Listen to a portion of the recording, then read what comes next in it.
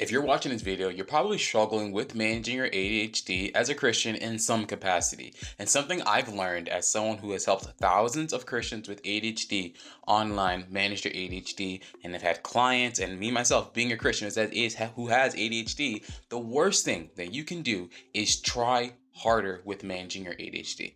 And I know it sounds weird, but trust me, this is the worst thing you could possibly do with managing your ADHD. And it's probably the reason why you're probably burnt out, exhausted, frustrated, and watching this video. So by the end of this video, I want to show you how you can learn to work with your brain so that your ADHD feels more like a flow rather than you fighting against a brick wall.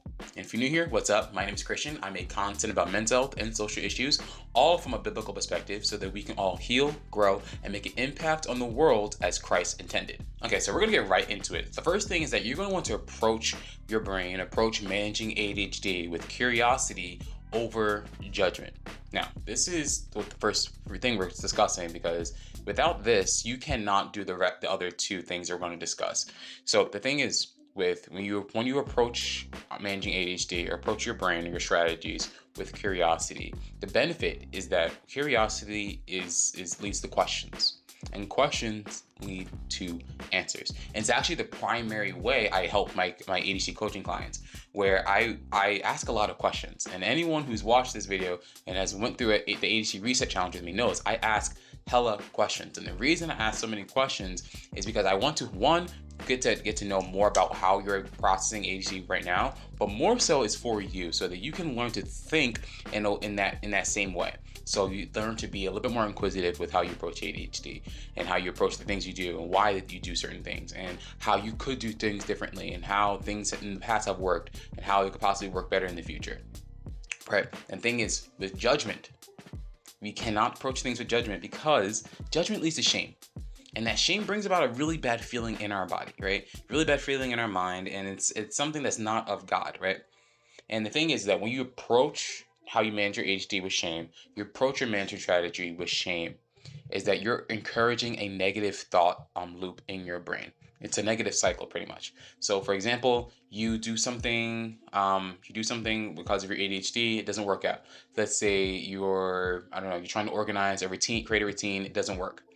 And you're like, oh shoot, and then you approach, and instead of approaching it with curiosity, you approach it with judgment. So you're like, okay, this because I did this or I messed up in this area, this is confirming the fact that I can never get things together. I can never be organized, right? And those negative thoughts actually lead to behavior that aligns with those thoughts. This is something we even see in scripture. Why in Philippians 4:8, Paul says to think about things that are true, things that are honorable, things that are just, right? And we see in Colossians how Paul writes to set your mind on things that are above, not on things that are on the earth. We see the same thing in Romans 8, how we are called to set our minds on the spirit, not on the flesh. There is power with your thoughts because your thoughts lead to your behavior.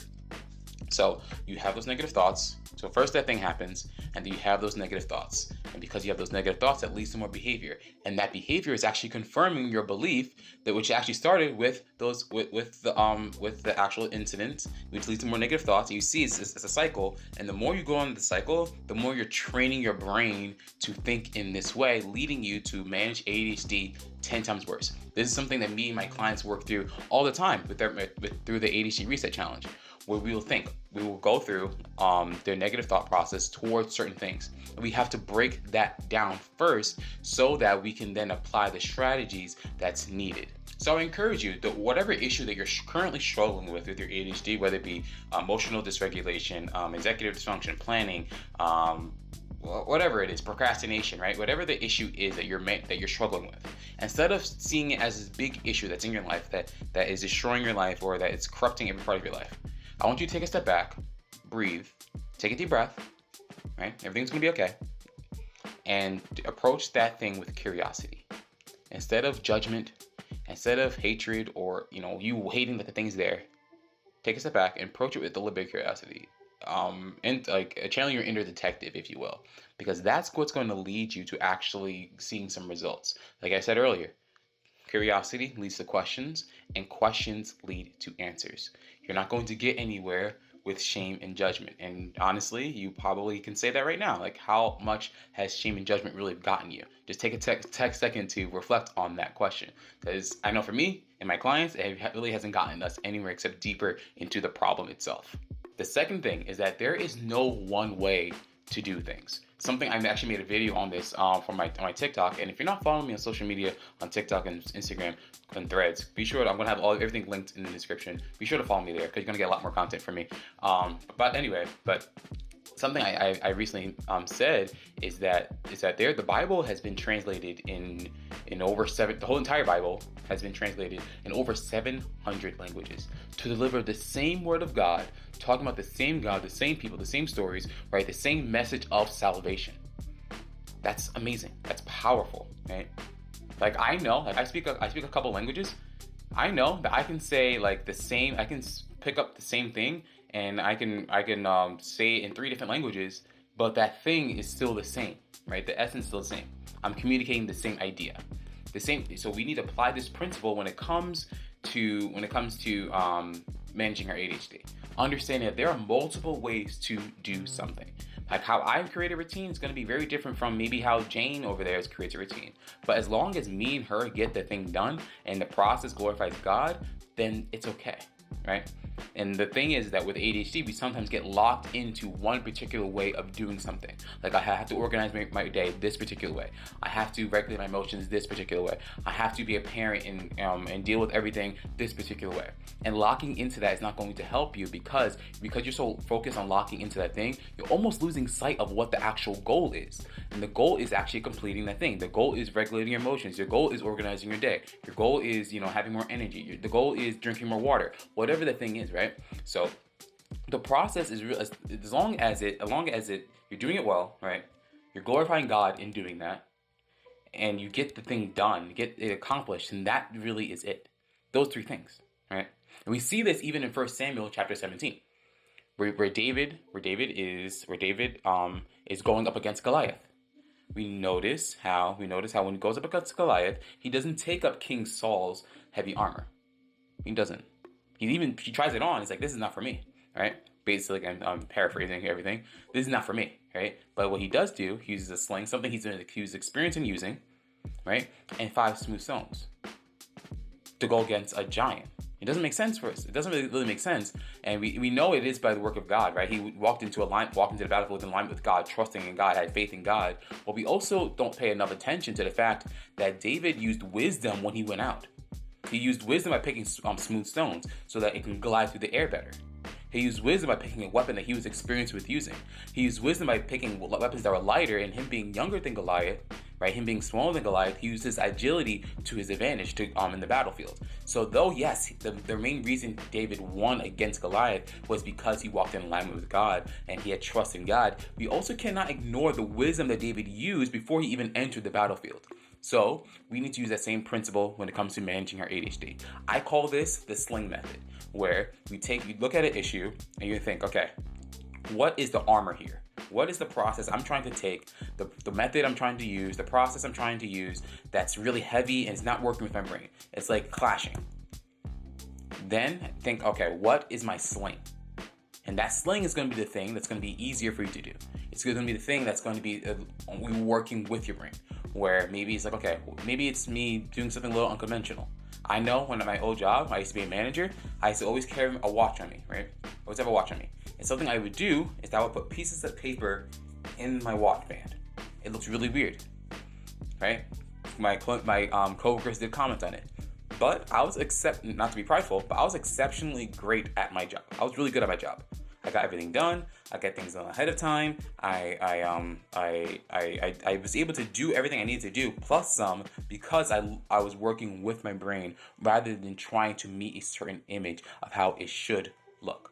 And when you do it in that way, you start to unlock the power of your brain, and you start to be able to handle situations better. And you start to really understand like how ADHD can be a blessing at times, right? ADHD is not just all just doom and gloom, right? There are benefits to having ADHD. Though it does have you struggle with it, right? That's something I will say. but you can start to see ADHD from a different perspective, from a different angle. And then once you do that, that's when everything begins to change. I've been yapping like crazy today, so the water really coming in clutch. Even in Proverbs chapter 14, verse 15, it says, "The simple believes everything, but the prudent gives thought to his steps." Pause. The simple believes everything. Okay, what does that look like in terms of ADHD? To believe everything, right? So maybe believing that this thing is the best way to do something. It was the only way to do something, right? Okay. But the prudent, right? That's what we want to be, right? As children of God, we want to be amongst the wise, the prudent, gives thought to his steps. So the prudent thinks about what he does before he goes out and does it. So if we apply this principle when it comes to managing ADHD, we know that we can think about what we do before we actually go about and doing it. And when if we're giving thought to it, we're also taking into account who we are. Right? Like, I know I'm not going to go and run a marathon. If I do, I'll probably die at mile 3. Right? It would be foolish for me to go and plan to do that. Right? But I know if there was maybe something like a weightlifting competition, maybe I can compete in that a little bit. Right? So, and because I know I'm taking into account my strengths and weaknesses. I'm taking into account who I am. I'm taking into account the brain that God's given me. I'm taking into account where I'm at physically, right? So the same principle applies with managing your ADHD, where you think, okay, I need to, I don't know, I'm going to go to school this semester. Okay, let me take a step back. Let me be amongst the prudent. Let me be prudent. Take a step back and give thought to my steps. How can I make sure I get the assignments I need to get done with this in mind, knowing I have ADHD, knowing I tend to procrastinate, right? And this is when you start to, like I said in the last point, start to work with your brain, because you're not assuming that there's one particular way to do it. Just because maybe Jack in your class does it this particular way doesn't mean you have to do it in that particular way, as long as you get to the goal, right? So you want to give thought to your steps when you're managing your ADHD. Consider your strengths, your weaknesses, and don't just do what other people are doing. Now, lean in a little bit when I tell you this last thing, because it is so incredibly important. Failure is feedback. Failure is feedback. This is something I tell my clients. I don't know how many times. I say it probably until I'm blue in the face, if that was possible. Right? Failure is feedback. And the reason we have to understand this from the beginning, from the get-go, is because if you do not understand that failure is feedback, you're going to see failure simply as failure, and it's going to tie back into that thought loop. Remember from the last point we discussed of how having the negative thoughts and the negative thoughts confirming, leading to certain behavior that align with those thoughts, and then that confirming negative beliefs, which strengthens the entire cycle, right? If you start seeing failure as feedback, when you get a setback, right? When the ADHD makes you fail in a certain area, or whether it be rejection sensitivity, or whether it be emotional dysregulation, or disorganization, or planning, or working memory, right? Whatever the thing is, if you start seeing failure as feedback, you can then see that thing and then adjust, right? Because failure as feedback means nothing if you don't adjust. Adjust with what you know, okay? You have to walk in the grace of God in order to do this, right? The grace is a big thing that me and my clients go through a lot. Proverbs 24, verse 16, it says, "For the righteous falls 7 times and rises again, but the wicked stumble in times of calamity." Interesting. Notice what it says there. The righteous falls 7 times and rises again, but the wicked stumble in times of calamity. It doesn't say how the wicked recover from their stumbling, right? But the righteous fall, but can rise again 7 times, right? And the word 7 again meaning referring to completion, referring to things being complete, right? So in those 7 times, we should be learning something each time we fall. Right, I did something I'm really transparent on with my clients and social media too on here, where I talk about how there are times, but I recently created a routine. It kind of flopped. It was not good at all. right? But the thing is though, the reason what makes me different from maybe me, someone who has ADHD and someone else who doesn't have ADHD and struggling with organization and planning routines is that I take note of the things that worked, the things that didn't work, and I understand why they didn't work, and then I use that information to implement a new routine overall. So what does that actually look like? So for example, I noticed that even like actually today, I created starting a new series over on TikTok and Instagram, right? A new mental health series I'm going through. Right, those videos take a little bit longer to record than the other ones I recorded, right? Or me just walking, talking to my camera, right? Editing wise, planning wise, it takes a little bit longer, right? I didn't take that into account when I made my routine this morning because it's something totally new.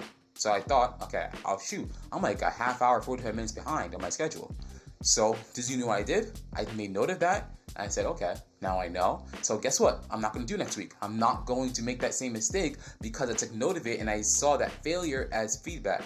A lot of times with ADHD, we struggle with a lot of shame and we struggle with understanding the grace of God. And because we struggle with this, we cannot grow from our mistakes. We cannot grow from the stumbling and learn to actually use our brain and see where we are strong and weak at. And because of this, that leads us into more stumbling. That leads us into more falling. And that leads us into struggling with our ADHD that much more. So in order to break the cycle, we really need to understand the grace of God, and we need to be more reflective and mindful of the mistakes we had. Honestly, get a piece of paper and write this out. Like, write down the area you're struggling with, right? And then maybe like write down how the times what worked with those things and what didn't work, and take some time to really think about why those things worked and why those things didn't work. And doing this, I guarantee you're going to start thinking better, being like, okay, wait, when I do this, this happens, so maybe I'm gonna try this, right? ADHD is really a lot of trial and error. That's what it really is. Like in my coaching, a lot of that, everything really comes from my study and my own trial and error, right? So years of me trying to manage ADHD, you get that in 5 days with the ADHD Reset Challenge. Where you get that transformation I had to take that took me years to do, you'll get all that information within 5 days. That's why the ADHD Reset Challenge, shameless plug, low-key, is so great because you walk in, and it's because it's so intense, and we really go into certain things, you go deep into certain things, you leave at the end of those 5 days with a renewed mind because it's not just a matter of me just handing you strategies, it's training your brain to think differently so that you get to a point where you know how to approach certain issues rather than just having a list of coping strategies or a list of techniques or ADHD hacks. So, as a quick recap, approach with curiosity, not judgment. There's no one way, and failure is feedback, and with that feedback, be sure to adjust as needed. If this video was a blessing to you, be sure to give it a like and subscribe for more content like this. And if you want to join the ADHD Reset Challenge, a one-on-one coaching experience with me, where we completely redo how you manage your ADHD so you can do it in a way that honors God, feels good, and without trying harder, you can hit the link in the first link in the description or the link that's in the pinned comment. That's all I got for you. So remember, you got this because God's got you. Peace out.